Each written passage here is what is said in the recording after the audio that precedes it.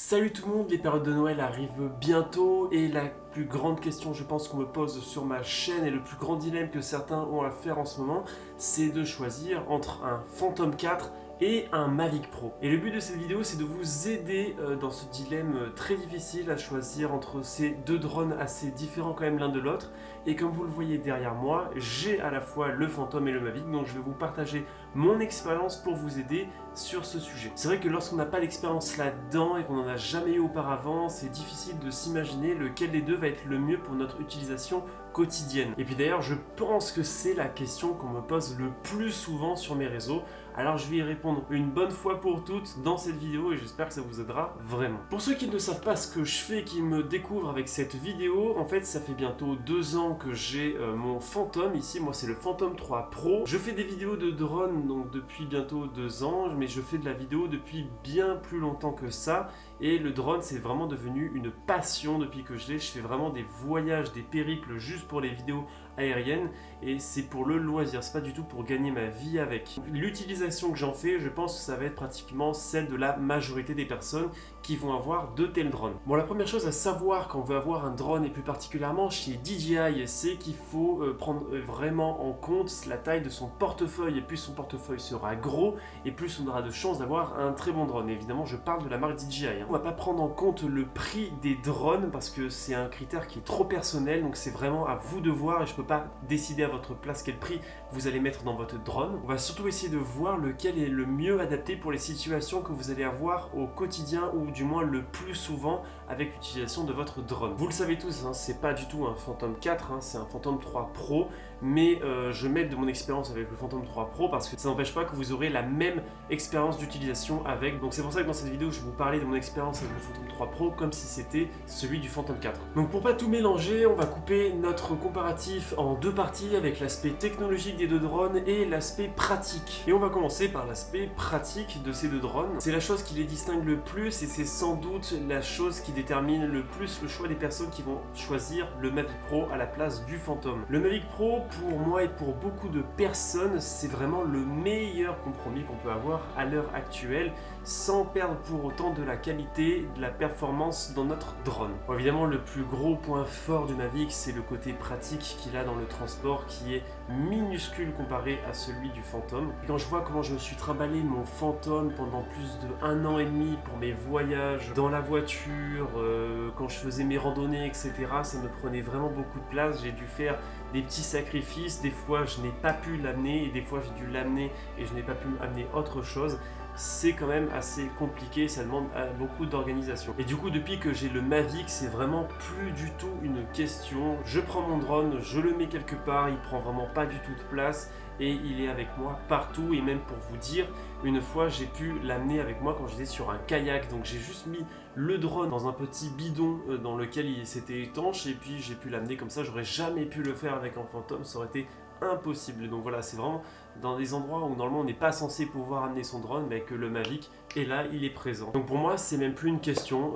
Quand j'ai besoin de faire des grosses randonnées de plus de 4 heures, que je dois l'amener en voyage et qu'on a beaucoup de bagages, ou quand je dois aller prendre l'avion pour aller à l'étranger et tout ça, c'est même plus une question. Je prends directement le Mavic et le Phantom, il reste à la maison. Donc si vous avez vraiment une utilisation qui est faite pour des choses comme ça, quand vous devez faire des grosses randonnées, quand vous avez un autre matériel avec votre drone, c'est assez compliqué d'avoir un Phantom, je vous le cache pas. Donc si vous avez un autre matériel à transporter que le drone, eh bien vraiment prenez un Mavic sans hésiter. Le Phantom, c'est vraiment beaucoup de choses à amener, beaucoup de sacrifices comme j'arrête pas de le dire.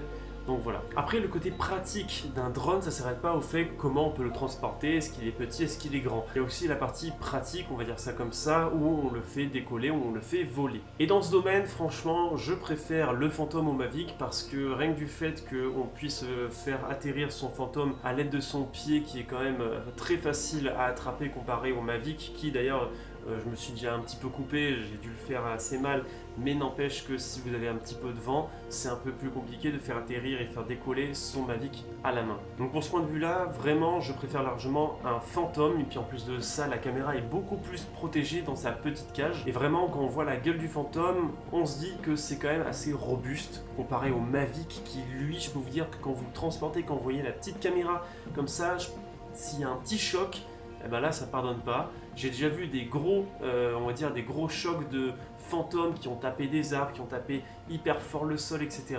Ils ont rien eu les fantômes, alors qu'un Mavic, je peux vous dire que si ça tape un mur, vous risquez de l'avoir complètement foutu.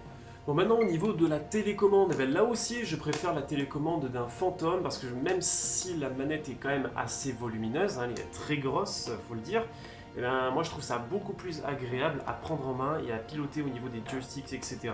que celle d'un Mavic qui elle est toute petite. Je trouve aussi que l'emplacement pour mettre son téléphone ou encore pire sa tablette qui va prendre beaucoup de place, ça va pas du tout être pratique pour le pilotage, et puis pour mettre un pare-soleil là-dessus, je peux vous dire que c'est galère. Et du coup sur celle d'un Phantom, qui est d'ailleurs le même design sur les Phantom 2 jusqu'à l'Inspire, hein, c'est pas pour rien que le design n'a pas changé, hein, c'est qu'il est très bien et qu'il correspond au mieux au pilotage.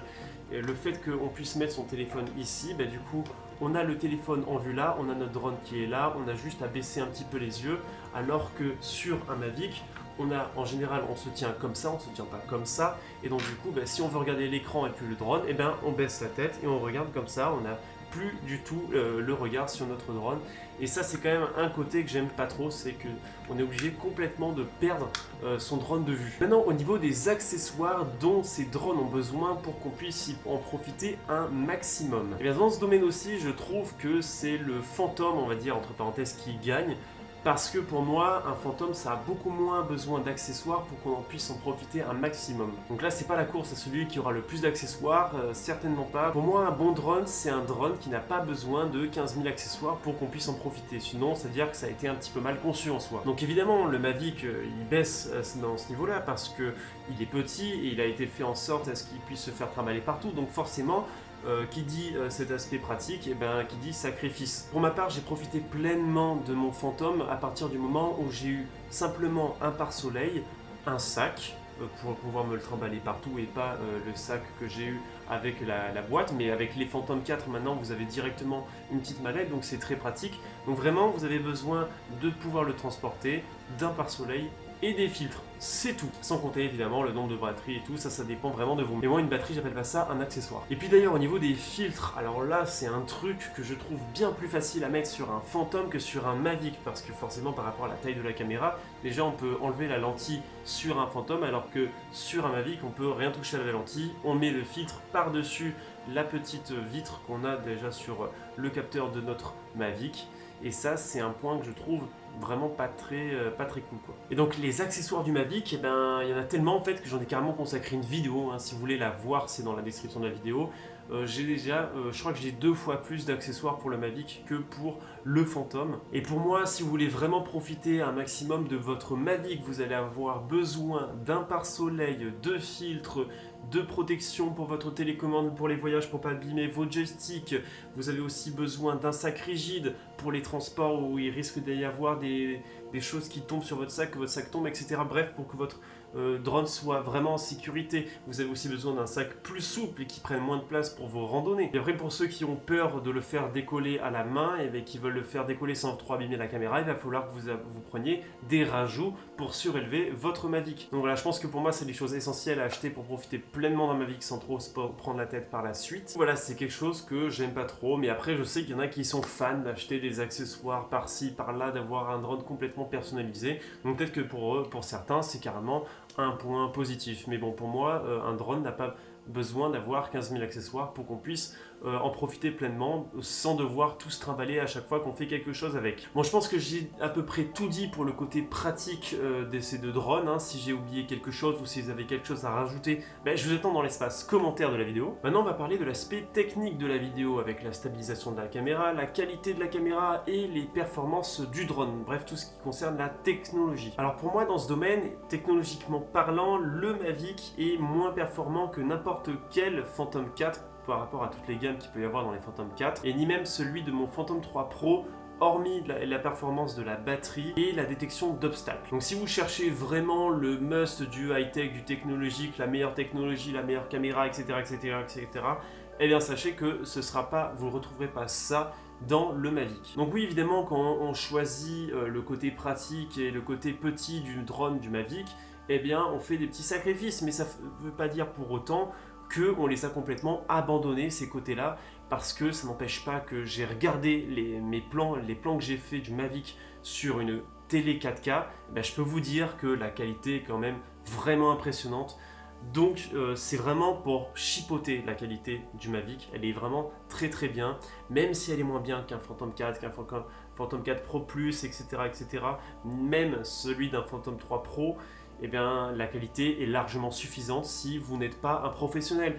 Mais ça ne veut pas dire pour autant qu'il n'y a pas des professionnels qui utilisent les Mavic. J'ai déjà vu des chaînes de télé qui ont utilisé des Mavic pour faire leur reportage. Donc vous voyez que ça peut être un drone utilisé pour les activités professionnelles. Au niveau de la sensation de pilotage de ces deux drones, on va dire pour moi qu'il y a deux écoles différentes. Il y a celui qui a envie d'avoir des sensations de pilotage, mais bon, c'est un peu compliqué quand on choisit de la marque DJI, sinon vous prenez des drones de course.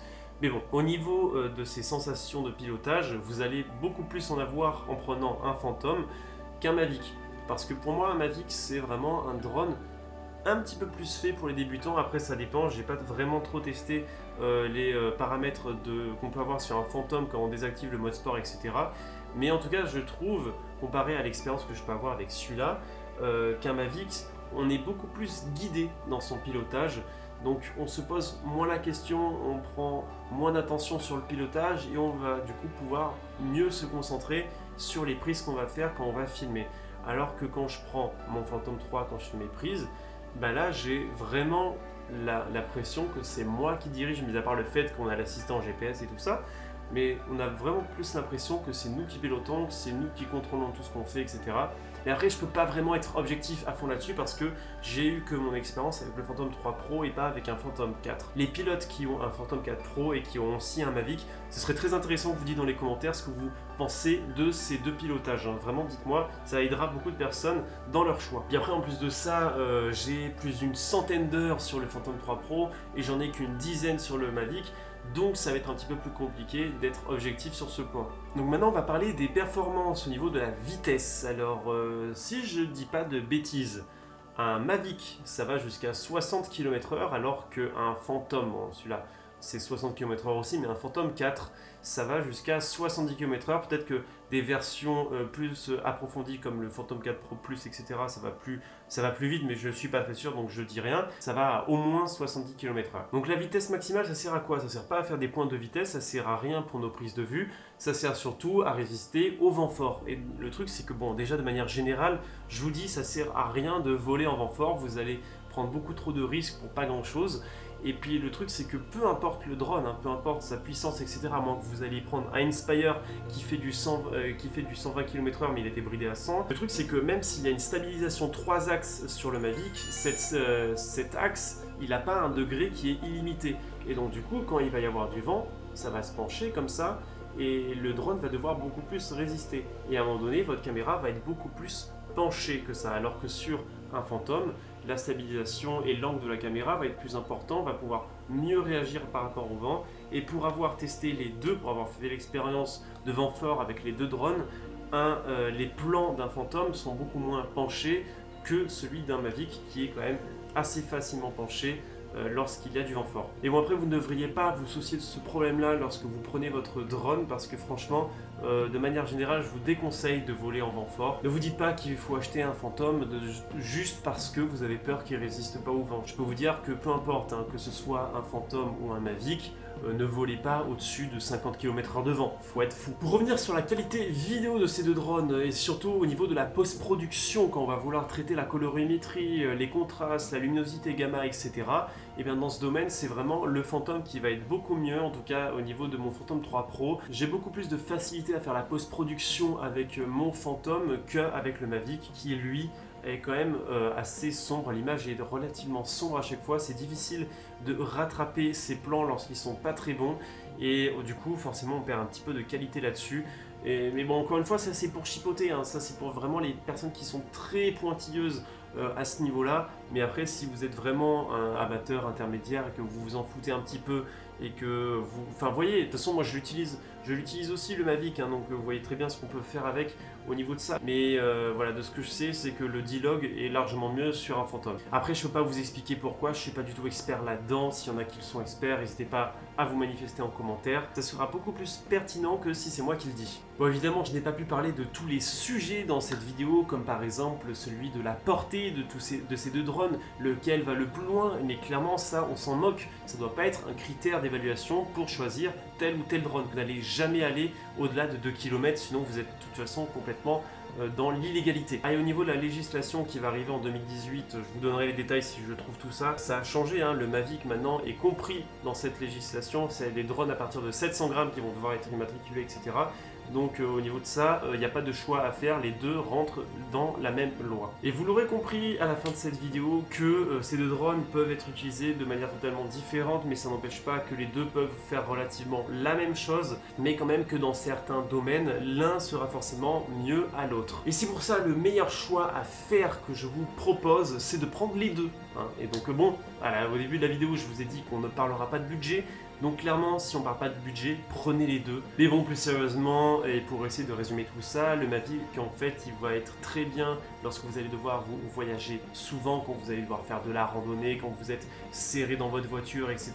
Il prendra vraiment jamais trop de place, vous allez jamais faire de sacrifice pour le transporter avec vous. Quant au Phantom, lui, il est robuste, il est gros, il prend de la place, mais du coup il est résistant, il a une qualité de fou, une technologie géniale, et vous saurez qu'avec lui vous aurez vraiment le maximum, le plus gros potentiel qu'on peut avoir dans le domaine du drone, on va dire de loisirs, hein, sans compter l'Inspire et tout ça. Et si vous voulez devenir professionnel, le Phantom, c'est le choix à faire, ça va être vraiment ce qu'il y a de mieux pour votre profession. Après, si vous avez l'opportunité de tester ces deux drones, je vous conseille vraiment de le faire. Il faut que vous voyez vraiment de vos yeux la place que ça prend un Phantom comparé à un Mavic, c'est vraiment impressionnant. Enfin bon, j'espère que mes explications vous auront aidé dans votre choix, j'espère que ça vous aura pas encore plus troublé. Après, si vous avez des questions techniques, eh bien, vous allez voir par vous-même, vous savez tous lire, et donc vous pouvez aller voir les caractéristiques de chacun de ces drones sur la page de DJI, sur leur site. Et puis si vous hésitez maintenant entre différents Phantom 4, donc le Phantom 4 Advanced, le 4 Standard, le Pro Plus, etc.,